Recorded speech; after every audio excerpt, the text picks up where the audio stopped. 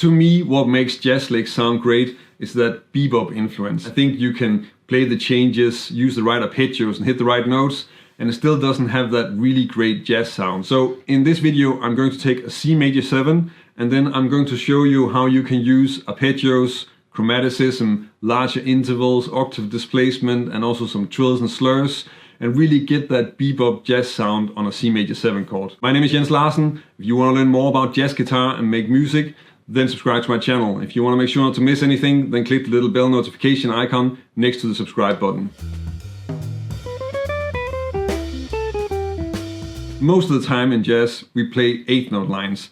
And you also have this sort of impression that jazz lines are always just long rows of 8th notes. But actually it's really important to break up that 8th note flow. You don't want to play too heavy on the beat and too many 8th notes after each other. And one way that bebop players very often break this up is that they'll add 8th note triplets to their lines. And that's what I'm doing here in the beginning. So I'm actually starting with an 8th note triplet. And this is really easy to play on guitar, especially if you keep it on one string. So, and really it's just chromaticism starting on the 7th of the chord. So it's of course a C major 7, I'm starting on the B. And then just running up to the D. And then down to the B again. Really just to aim for the C. So the next part of this line is a descending C major triad. And we're playing on a C major 7 chord, and of course you can use the C major triad as well. I think we often think, well, jazz is about extensions and upper structure triads and all sorts of hip, weird devices, but really the C major triad works just as well. It's not only for country music.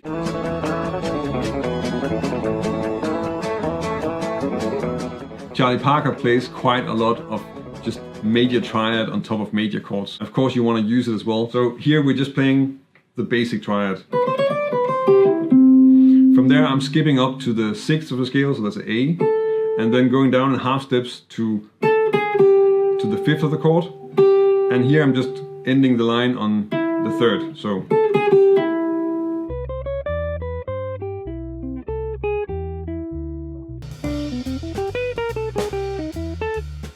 in many ways, bebop really follows the rule of melody that you're also going to find if you study counterpoint. And in this case, we have an example of that, because the first thing I'm playing is just the D, and then I'm skipping down and playing, it's actually a way of playing arpeggios that is extremely common in bebop, and that is that I'm playing a C major 7 arpeggio, so just the arpeggio of the chord. I'm adding a leading note before the first note, which in this case is actually a scale note also because it's the 7th, so a B, and then I'm playing an ascending C major 7 arpeggio.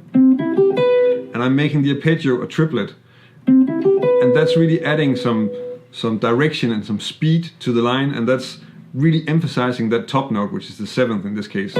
So, and then we have one really quick movement in an ascending direction here, because we're going all the way from this B up to the B an octave higher. And the counterpoint rule is that if you have a melody that moves like that, then you resolve that melodic movement with stepwise motion the opposite direction. And that's also what's happening here, because here I'm using chromaticism and I'm going down in half steps from the B to the G, which is the 5th of the chord. Then from here I'm targeting the 3rd, so I'm just skipping down, playing a D sharp, resolving that to the 3rd, so E, and then ending the line on an A. And notice here that I'm ending the line on an offbeat. That's also a typical thing to really get that bebop sound. If you're always playing lines that are ending on the beat, then it's gonna sound heavy and you're kind of gonna miss some of the energy of bebop.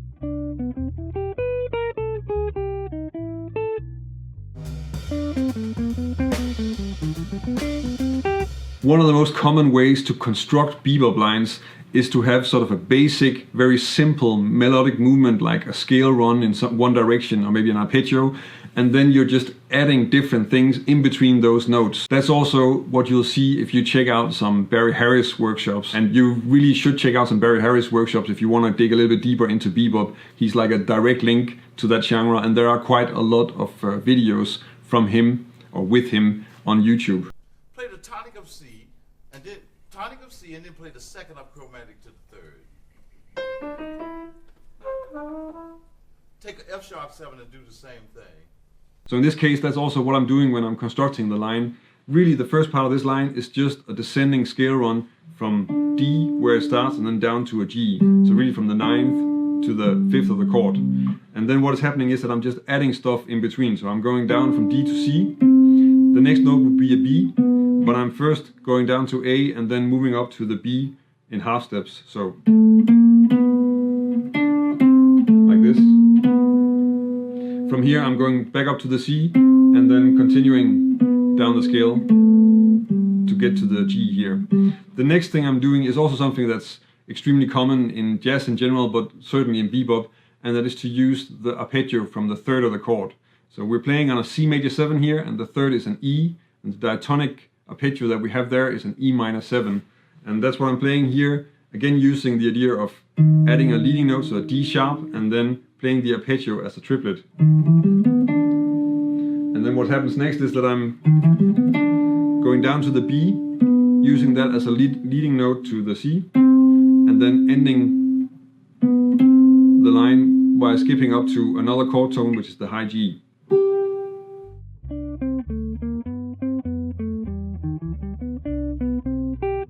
The reason that I can keep on publishing videos every week is that there is a community of people over on Patreon that are supporting the channel. I'm very grateful for their support, and it's because of them that I can keep on making all these music theory and jazz guitar videos. If you want to help me keep making videos, then check out my Patreon page. And if you join us over on Patreon, I can also give you something in return for your support.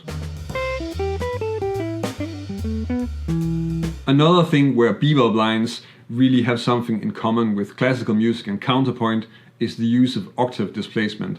And octave displacement is a great way to introduce some larger intervals into your lines. And I think the most common comparison is that if you compare Charlie Parker to Bach, then you will find octave displacement in both of their melodies. And that's what I'm using here. It's fairly simple, in fact, because what I'm playing here in the first part of the line is, and you want to think about that as being a C major 7 arpeggio. So if we play that without the octave displacement, then that would be this. And what I'm doing is that I'm taking the first C and then I'm moving that up an octave. And then after that, instead of playing, I play the C high and then the rest of the arpeggio. And this is it's a very common line. I have another video on George Benson where he uses this as well. Parker does it all the time. There's a Grant Green solo on I Remember April that's pretty much half of it is really based around this line. So you can do a lot with it, and it sounds, I mean, you can hear it yourself.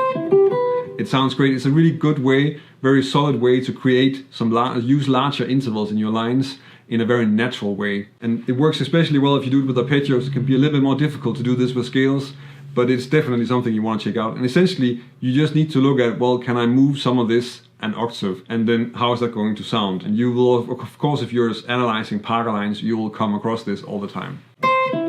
This is also sometimes referred to as the Honeysuckle rose lick, because that's the beginning of that melody. So now that's a lot about that one. Then it's just running down an A minor 7 arpeggio. And then I'm adding a trill. And actually from here, I'm skipping down again and using octave displacement. So instead of going up, I'm going down here and up the scale, and then sort of to round off the melody, I'm waiting for an 8th note and then I'm adding a low E. So again, I'm skipping between chord tones here at the end. The trill that I'm adding in the middle is really just a way of embellishing the 3rd. So I want to play the 3rd in here, and then I'm just adding a trill on the 3rd. So. And again, this is just something that you can use to add some movement or some variation to your lines so that you don't sound like you're just running up and down a scale and it doesn't sound too monotonous when you're playing.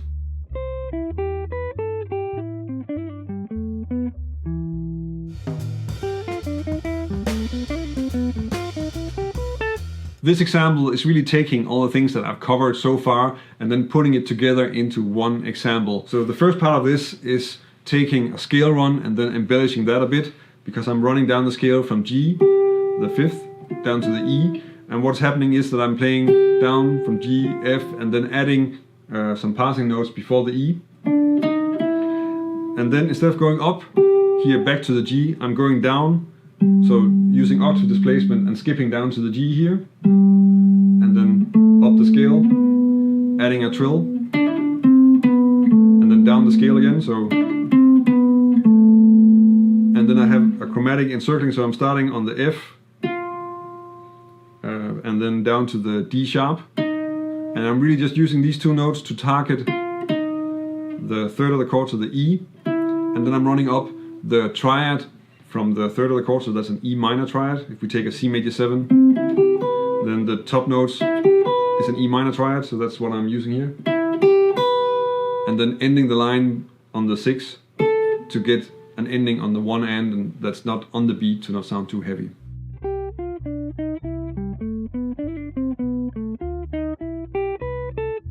If you want to check out some more bebop concepts, then check out this video where I'm going over some different melodic ideas and also turning them into scale exercises so that you can practice them like that, and it's easier to get them into your playing. If this is the first time you see one of my videos and you want to learn more about jazz guitar, then subscribe to my channel. If you want to help me keep making videos, then check out my Patreon page. That's about it for this time. Thank you for watching, and until next time.